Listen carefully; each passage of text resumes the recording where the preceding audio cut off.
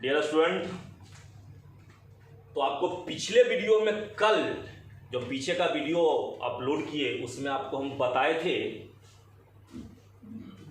Pregnancy and embryonic development, और तब उसके बाद वाले वीडियो में आपको हम बताए हैं बाबू प्लेसेंटा के बारे में, है ना, जिसमें आपको बताए थे प्लेसेंटा क्या है, प्लेसेंटा कितना टाइप्स का होता है, प्लेसेंटा का काम क्या है, प्लेसेंटा बनता है कैसे, इस प्लेसेंटा के द्वारा कौन कौन से हार्मोन का सेक्रीशन होता है, ये आपको पिछले वीडियो में बता चुके हैं। इसके बाद आपका जो नेक्स्ट टॉपिक्स आता है बाबू, ठीक ना, तो नेक्स्ट टॉपिक्स में आपको पढ़ना है पार्चुरिशन के बारे में। क्या पढ़ना है? पार्चुरिशन के बारे में। और पार्चुरिशन का मतलब होता है बाबू चाइल्ड बर्थ। बहुत कॉमन सा इसका डिफिनेशन आएगा।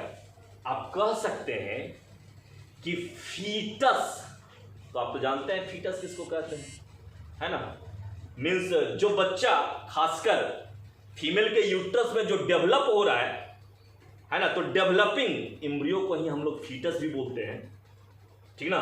तो आपको हम क्या बताएं कि फीटस के डिलीवरी का मतलब होता है चाइल्ड बर्थ, बच्चे के जन्म लेने की अवस्था को हम लोग डिलीवरी बोलते हैं। तो इसका डिफिनेशन में क्या कर रहे हैं कि फीटस के डिलीवरी को पार्चुरिशन कहा जाता है। आप इसका डिफिनेशन लिख भी सकते हैं। कैसे लिखेंगे? तो लिखेंगे the process of delivery of the fetus is called parturition। ठीक है, the process of delivery of the fetus is called parturition. अब देखिए, आप लोग पिछले वीडियो में बताए थे क्या कि ह्यूमन में फीमेल की, खासकर ह्यूमन फीमेल में प्रेगनेंसी की जो अवस्था होता है ना, वो कितना दिन का है ना, ह्यूमन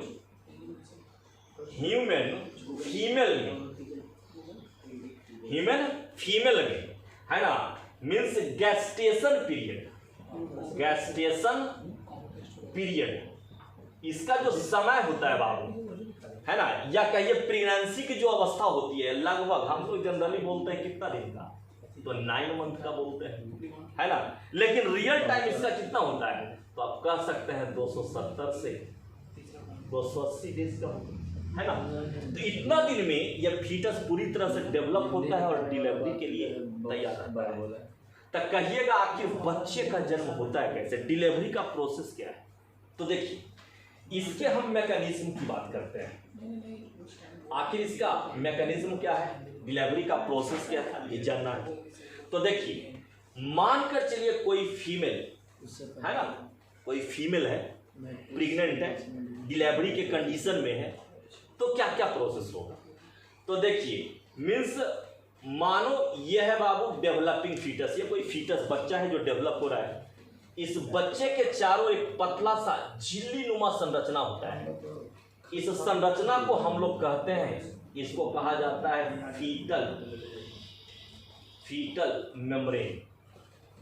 फीटस के चारों ओर जो मेम्ब्रेन है उसको फीटल मेम्ब्रेन, इसके भीतर में होता है बाबू फ्लूइड, द्रव होता है, जिसमें ये फीटस मूव करते रहता है ना। इस फ्लूइड को कहा जाता है एमनियोटिक फ्लूइड। और एमनियोटिक फ्लूइड जो होता है, इसी एमनियोटिक फ्लूइड को एमिनोसेंटेसिस एक प्रोसेस है, पढ़ना भी है, आगे बताएंगे भी। उसी एमिनोसेंटेसिस प्रोसेस में इसी एमनियोटिक फ्लूइड को लेकर के इस बच्चे में डेवलप होने वाले जितने भी जेनाइटल डिजीज होते हैं या कोई भी एबनॉर्मलिटीज होता है, या इसके द्वारा सेक्स डिटर्मिनेशन, जन्म से पहले ये पता लगाया जाता है कि जन्म लेने वाला बच्चा लड़का है कि लड़की, है ना। तो जिस प्रोसेस के द्वारा ये सब क्रियाएं होती है, उस प्रोसेस को हम लोग क्या कहेंगे, एमिनोसेंटेसिस कहा जाता है। इसी के माध्यम से एमिनोसेंटेसिस में किस फ्लूइड का यूज करते हैं, तो एमनियोटिक फ्लूइड का यूज करते हैं। अब देखिए, होता है क्या, इस डेवलपिंग फीटस के एडिनल, जब ये पूरी तरह से डेवलप हो जाता है तो इसके मीन्स एड्रिनल ग्लैंड से एक हार्मोन बाहर निकलता है और यह हार्मोन इस प्लेसेंटा के द्वारा मैटरनल ब्लड में जाकर डिफ्यूज होता है बाबू, उसी में जाता है। जैसे ही मैटरनल ब्लड में यह जाएगा, यह क्या करता है कि यह ऑक्सीटोसिन हार्मोन के सेक्रीशन को क्या करेगा, स्टिमुलेट करता है ना। मतलब अब फीमेल के ब्लड में ऑक्सीटोसिन हार्मोन का सेक्रीशन शुरू होगा, है ना। मतलब ये इसका मैकेनिज्म जो होता है, पार्चुरेशन का जो मैकेनिज्म है, यह कैसा मैकेनिज्म है, तो इसको कह सकते हैं यह न्यूरो इंडोक्राइन मैकेनिज्म होता है।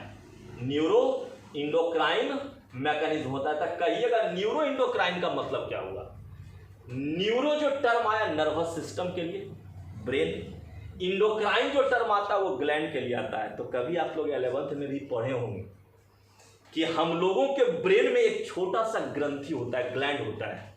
उस ग्लैंड का नाम होता है बाबू क्या, उसको हम लोग कहते हैं पिट्यूटरी ग्लैंड, हिंदी में कहते हैं पीयूष ग्रंथि। इसी पिट्यूटरी ग्लैंड को हम लोग मीन्स कहते हैं क्या, मास्टर ग्लैंड, या इसी को कहा जाता है master of endocrine orchestra, master of endocrine orchestra, ठीक ना। अब कहिएगा मास्टर ग्लैंड को पिट्यूटरी ग्लैंड को मास्टर ग्लैंड क्यों कह रहे हैं, क्योंकि ये और सभी इंडोक्राइन ग्लैंड को ये कंट्रोल करने का काम करता है। तो देखिए ये ऑक्सीटोसिन हार्मोन का जो सेक्रीशन होता है इसी पिट्यूटरी ग्लैंड के पोस्टीरियर लोब से होता है। अब मैटरनल ब्लड में जैसे ही ऑक्सीटोसिन हार्मोन का सेक्रीशन होगा, यह हार्मोन क्या करता है कि यह यूट्रस के मायोमेट्रियम को तेजी से कॉन्ट्रैक्ट करता है, सिकोड़ता है। तब फिर आपको दिमाग में आएगा मायोमेट्रियम क्या है। तो ये सब तो पिछले वीडियो में आपको बता दिए थे कि भाई फीमेल में रिप्रोडक्टिव सिस्टम में जो यूट्रस होता है, यह यूट्रस जो होगा, ये यूट्रस में 3 गो लेयर होता है। बाहर का जो लेयर है वो पेरीमेट्रियम कहलाता है, बीच वाले लेयर को मायोमेट्रियम कहते हैं जो मस्कुलर लेयर होता है ना, मांसपेशियां उसमें होती है, और सबसे भीतर का लेयर इंडोमेट्रियम होता है। तो ऑक्सीटोसिन हार्मोन जो निकला, ये ऑक्सीटोसिन हार्मोन करेगा क्या कि उस प्रेग्नेंट फीमेल के यूट्रस के मायोमेट्रियम को तेजी से कॉन्ट्रैक्ट करना शुरू होगा। मतलब इसको सिकोड़ेगा, जहां पर बच्चा है ना, उस यूट्रस के मायोमेट्रियम को तेजी से ये कॉन्ट्रैक्ट करता है, सिकोड़ता है। तब जब अचानक इसमें कॉन्ट्रैक्शन होगा, तब उस फीमेल में पेन की अनुभूति होती है, दर्द होना, एब्डोमिनल वाले हिस्से में दर्द होना शुरू होगा, है ना। तो डिलीवरी के समय जो पेन की अनुभूति होता है, उस पेन को हम लोग लेबर पेन के नाम से जानते हैं। लेकिन एक चीज केयर करना, लेबर पेन पूरे यूट्रस में एक बार में कभी भी शुरू नहीं होता है। होता है कैसे, तो यह पहले प्रत्येक घंटे में या तो आधे नहीं तो 1/4 भाग में क्या होगा, ये शुरू होता है। आधा या 1/4 भाग में यह स्टार्ट होगा। इसे हम लोग, है ना, माइल्ड इजेक्शन रिफ्लेक्स के नाम से भी जानते हैं। माइल्ड इजेक्शन रिफ्लेक्स कहा जाता है।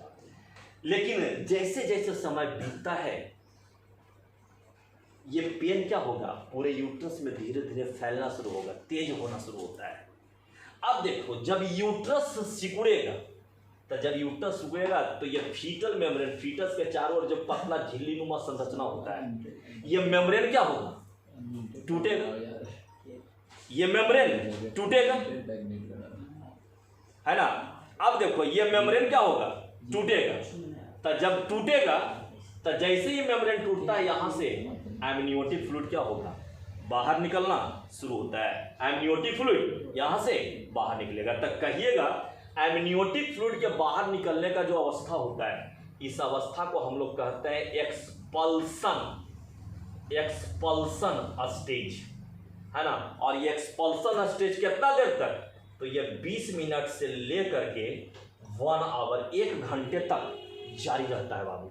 20 मिनट से लेकर के 1 घंटे तक एक्सपल्सन स्टेज। यहाँ से एमनियोटिक फ्लूइड धीरे धीरे क्या होता है, वेजाइनल ओरिफिस के माध्यम से बाहर निकलते रहता है। जब ये फ्लूइड पूरी तरह से निकल जाता है तो निकलता है तो इसके बाद ये फीटस धीरे धीरे क्या होगा, बाहर आना शुरू होता है। वेजाइनल ओरिफिस के माध्यम से ये फीटस बाहर निकलना शुरू होता है। लेकिन कभी कभी क्रिटिकल कंडीशन भी आता है कि एक्सपल्सन स्टेज के बाद भी ये फीटस कभी कभी बाहर यूट्रस से बाहर नहीं आ पाता है बाप, है ना। तब उस कंडीशन में क्या होता है, जब बाहर नहीं आता है तो डॉक्टर लोग उसके बाद सर्जरी का सहारा लेते हैं, है ना। मतलब ऑपरेशन के माध्यम से इस यूट्रस को यहाँ से, मतलब यूट्रस से फीटस को यहाँ से बाहर निकाला जाता है। तो वैसा बच्चा जिसका डिलीवरी किसके द्वारा, सर्जरी के माध्यम, नॉर्मल, अगर अपने आप बाहर आ गया तो नॉर्मल डिलीवरी हुआ, लेकिन अगर सर्जरी की सहायता से उस बच्चे को अगर बाहर निकाला गया तब उस बच्चे को कहा जाता है बाबू सीजेरियन। उस बच्चे को कहेंगे क्या, सीजेरियन, ठीक ना। अब जब बच्चा यहाँ से बाहर आ जाता है, जब यहाँ से बाहर आ जाता है तो बाहर आने के बाद यूट्रस का आकार क्या होगा, घटेगा। यूट्रस का आकार घटेगा, ये प्लेसेंटा क्या होता है, यूट्रस से अलग होता है और अलग होने के बाद इस फीटस के साथ द्वारा ही बाहर चला आता है। चलिए आपका ये टॉपिक्स समाप्त होता है ना। इस टॉपिक्स को, है ना, मीन्स जहाँ भी प्रॉब्लम होगा आप लोग क्या कीजिएगा, कमेंट बॉक्स में मीन्स लिख करके या व्हाट्सएप नंबर पर भेजिएगा, बता देंगे, दिक्कत होगा तो, है ना। बाकी इसके बाद का नेक्स्ट टॉपिक्स अगले वीडियो में बनाते हैं।